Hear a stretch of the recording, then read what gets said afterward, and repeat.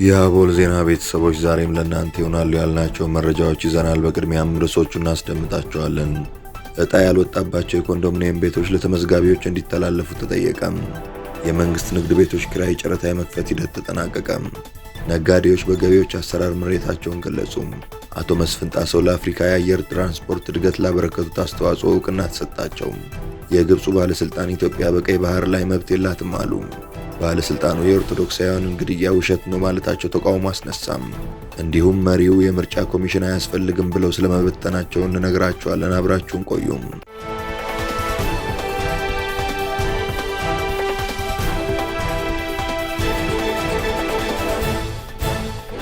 ሰላም ጤና ይስጥልን። ይህ አቦል ዜና ነው።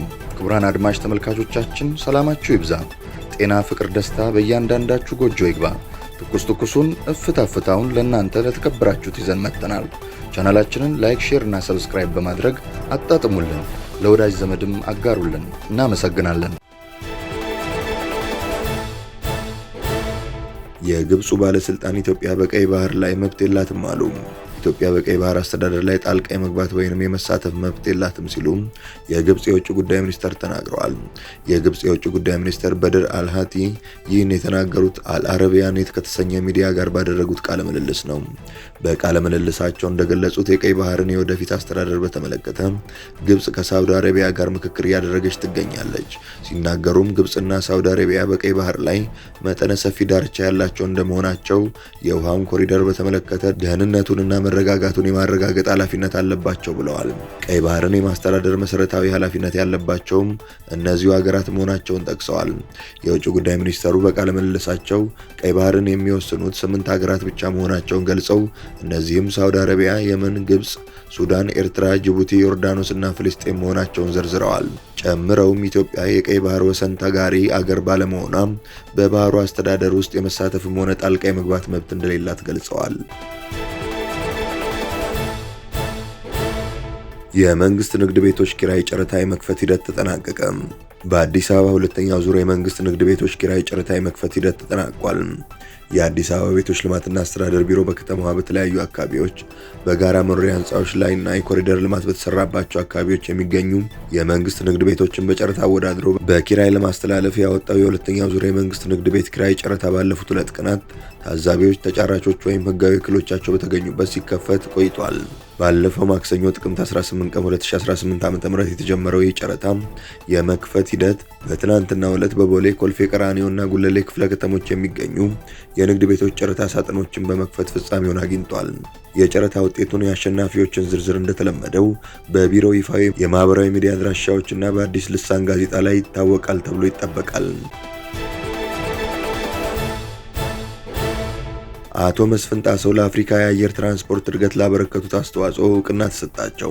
የኢትዮጵያ አየር መንገድ ግሩፕ ዋና ስራ አስፈጻሚ ለአፍሪካ የአየር ትራንስፖርት እድገትና ትስስር ላበረከቱት የላቀ አስተዋጽኦ ከጂኢ ኤሮስፔስ ኩባንያ ሽልማት ተበርክቶላቸዋል። በመርሃ ግብሩ ላይ በኢትዮጵያ የአሜሪካን አምባሳደር ኤርቫን ማሲንጋ፣ የጂኢ ኤሮስፔስ ኩባንያ የኮመርሻልና ኢንጂን አገልግሎት ዘርፍ ዋና ስራ አስፈጻሚ ሩሴል ስቶክስ፣ የአየር መንገዱ ከፍተኛ አመራር አባላትና ሌሎች ባለድርሻ አካላት ተገኝተዋል። የጂኢ ኤሮስፔስ ኩባንያ የኮሜርሻልና ኢንጂን አገልግሎት ዘርፍ ዋና ስራ አስፈጻሚ ሩሴል ስቶክስ በዚህ ወቅት የአየር መንገዱ ዋና ስራ አስፈጻሚ አቶ መስፍን ጣሰው የተቋሙን ስኬትና ስትራቴጂካዊ እድገት በማስቀጠል ረገድ ትልቅ አስተዋጽኦ ማበርከታቸውን አንስተዋል። በተጨማሪም የአፍሪካ የአየር ትራንስፖርት እድገትና ትስስር እንዲፋጠን ላሳዩት ቁርጠኛ አመራር ሰጭነት ጭምር ሽልማቱ የተበረከተላቸው መሆኑንም ገልጸዋል። የጂኢ ኤሮስፔስ ኩባንያ ጋር በአጋርነት ለአየር መንገዱ የላቀ እድገትና ጥራት ያለው አገልግሎት በቅርበት እንዲሰራ ከፍተኛ አስተዋጽኦ ማድረጋቸውንም አንስተዋል።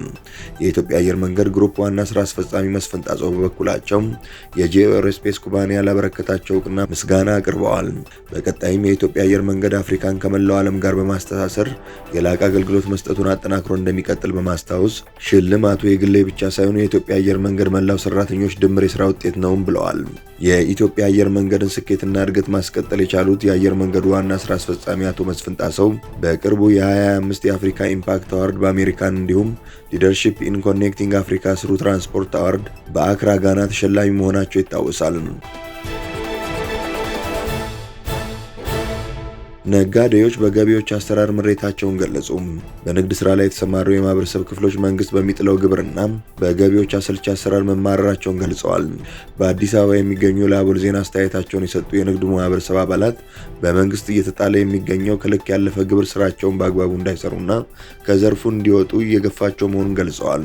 ስማቸው እንዳይጠቀስ የገለጹ የአልባሳት ሱቅ ባለቤት በገቢዎች ሰራተኞች የተጣለብኝን ኢምክንያታዊና ከአቅም በላይ የሆነ ግብር መክፈል አቅቷቸው ጭንቀት ውስጥ መግባታቸውን ተናግረዋል። ከመስማት ውጭ አይተውት የማያውቁትን ብዙ ብር እንዲከፍሉ መጠየቃቸውን የገለጹት ነጋዴው የንግድ ስራቸውን ለማቆም እንደተገደዱም ነው የገለጹት። በርካታ ጓደኞች የተጣለባቸውን ግብር መክፈል አቅቷቸው ስራቸውን አቁመዋል። ይባስ ተብሎ የተጋነነውን ግብር አልከፈላቸውም ተብለው የባንክ አካውንታቸውን ተዘግቶ ስቃይ ውስጥ ይገኛሉ። ልጆቻቸውን መመገብ፣ ማስተማርና የወል ጊዜ ህይወታቸውን መምራት አልቻሉም። አንዳንዶቹም ሀገር ጥለው ተሰደዋል ያሉት ደግሞ ሌላኛው አስተያየት ሰጪ ናቸው። ብዙ ነጋዴዎች ተመሳሳይ ሀሳብ ያጋሩ ሲሆን የገቢዎች አሰራሮችን መንግስት መልሶ እንዲፈትሻቸውና መሬት ውስጥ የሚገኘውን የንግድ ማህበረሰብ ችግሮች እንዲመለከት ጥሪ አቅርበዋል። እጣ ያልወጣባቸው የኮንዶሚኒየም ቤቶች ለተመዝጋቢዎች እንዲተላለፉ ተጠየቀ። በአዲስ አበባ ከተማ አስተዳደር በተለያዩ ሳይቶች ተገንብተው እጣ ያልወጣባቸው ወይም ለነዋሪዎች ያልተላለፉ የኮንዶሚኒየም ቤቶች ለተመዝጋቢዎች እንዲተላለፉ ተጠይቋል። በከተማ አስተዳደሩ በተዘረጋው አሰራር መሰረት በ1997 እና በ2005 ዓ.ም የኮንዶሚኒየም ቤት ለማግኘት የተመዘገቡ ሺዎች ቤት አልባ ሆነው በሚንከራተቱባት አዲስ አበባ በርካታ ቤቶች እጣ ሳይወጣባቸው ክፍት ሆነው እንደሚገኙ ተሰምቷል።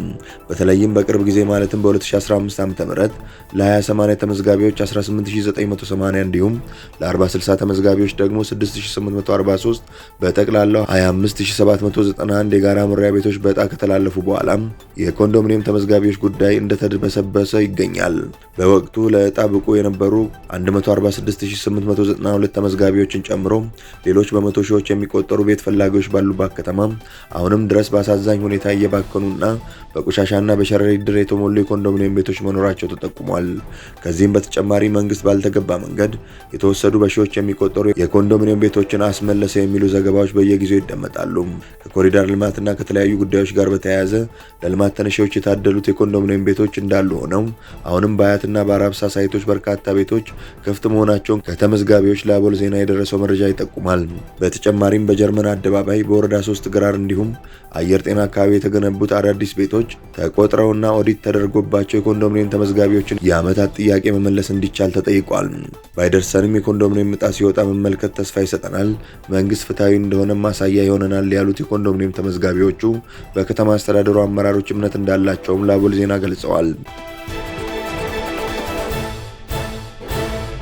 ባለስልጣኑ የኦርቶዶክሳውያኑን ግድያ ውሸት ነው ማለታቸው ተቃውሞ አስነሳም። በአርሲ ዞን የደረሰውን ጥቃት አስመልክቶ የዞኑ አስተዳዳሪ አቶ ኢብራሂም ከድር ውሸት ነው ማለታቸውን ቢቢሲ አፋን ኦሮሞና ቢቢሲ አማርኛ ዘገባ ይዘው ከወጡ በኋላ ከህዝቡ ዘንድ ቅሬታ ተፈጥሯል።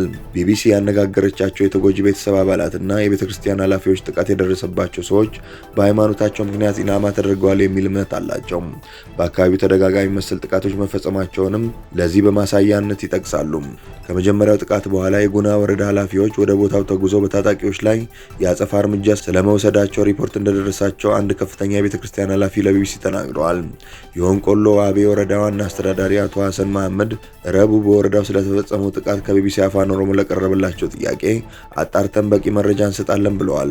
በተመሳሳይ ቀን ስለ ጉዳዩ ጥያቄ የቀረበላቸው የአርሲ ዞን ዋና አስተዳዳሪ አቶ ኢብራሂም ከድር በበኩላቸው ሐሰት ነው ሲሉ ተፈጽመዋል የተባሉትን ግድያዎች አስተባብለዋል። የኢትዮጵያ ኦርቶዶክስ ተዋሕዶ ቤተክርስቲያን ረቡዕ ምሽት ባወጣችው መግለጫ በአርሲ ዞን በጥቅምት ወር ብቻ ከ25000 በላይ ሰዎች መገደላቸውን አስታውቃለች። ቡርኪና ፋሶ የምርጫ ኮሚሽኗን አፈረሰች። የቡርኪና ፋሶ የሽግግር ጉባኤ ላለፉት 20 ዓመታት የነበረው ገለልተኛ የምርጫ ኮሚሽን እንዲፈርስ ወስኗል። የቡርኪና ፋሶ ወታደራዊ አገዛዝ የምርጫ ኮሚሽኑን ገንዘብ ማጥፊያና የውጭ ተጽዕኖ ያለበት ሲል ገልጾታል። በአዲሱ ሕግ መሰረትም የግዛት አስተዳደር ሚኒስቴር ምርጫ የማደራጀት ኃላፊነት በኮሚሽኑ ምትክ ተሰጥቶታል። በመፈንቅለ መንግስት በ22 ስልጣን የያዘው የኢብራሂም ትራኦሬ አገዛዝ በ21 ወራት ውስጥ ሲቪል መንግስት ይመሰረታል ብሎ የነበረ ቢሆንም የሽግግር ጊዜውን በ5 ዓመት በማራዘም ትራኦሬም በመጪው ምርጫ እንዲወዳደሩ ፈቅዷል። ክቡራን አድማጭ ተመልካቾቻችን ስለተከታተላችሁ እናመሰግናለን። የደወል ምልክቷን በመጫን አቦላችንን በትኩሱና በእፍታው ሁልጊዜ እንዲደርሳችሁ አድርጉም። ለወዳጆቻችሁም በፍቅርና በቅንነት አጋሩ። ጡም ቡናችንን አቦል ግብዣችንን ይዘን ወደ በኋላ እንመለሳለን። በቸር ያቆየን።